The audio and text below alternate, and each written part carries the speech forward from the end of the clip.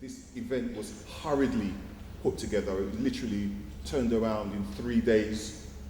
Many of us, myself included, chose not to speak on the national media. We feel that the national media has as much of a part to play in the dysfunctionality that we see in our communities and the discrimination as other sections of the establishment. And we didn't feel that our first voice should be heard through a medium that feeds off of our pain. We have to focus in our messaging home on education. We have to focus on the issue of jobs. As a young generation, 1 in 5 of us are unemployed. We feel threatened about our future in relation to jobs, career opportunities, the tripling of university fees, and to our feelings that we are trapped in poverty if we do not come from a privileged background. We also, as a community, have to step up and offer a collective leadership. We have to move away from the idea that any individual or small group of individuals can come across the horizon and save us.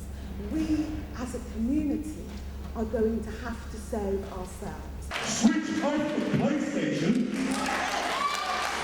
switch off the MTV station, filling the child's head full of ignorance, and put him in front of a book and tell him he ain't moving until he's read that chapter.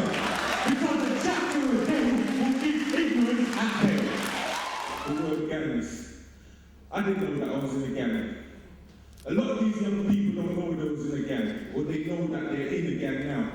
They live on an estate, and I always say this as well, this is a very dangerous time, this time of year, where people have left school and they've not got good grades. So the only option is, some of them think, is to hit the streets like the people that left the year before them. And that's what we really need to look at. Focus on the young kids leaving school now and try and offer them some help. You can't just say we're going to eradicate gangs if you don't do something which is similar. You have to give people respect, you have to give them recognition, you have to have a better wage for them if they're going to work.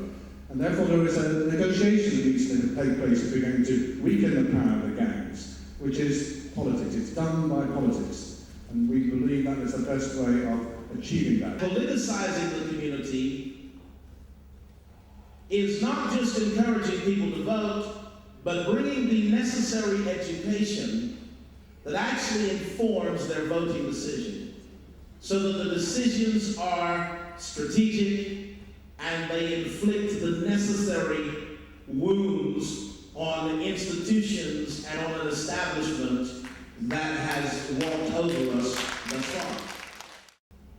We was in Lewisham last week, a 15-year-old boy, shirt and tie, at a business seminar, pulled me aside and he said to me, "Simon, it's not a good time to be black, is it?"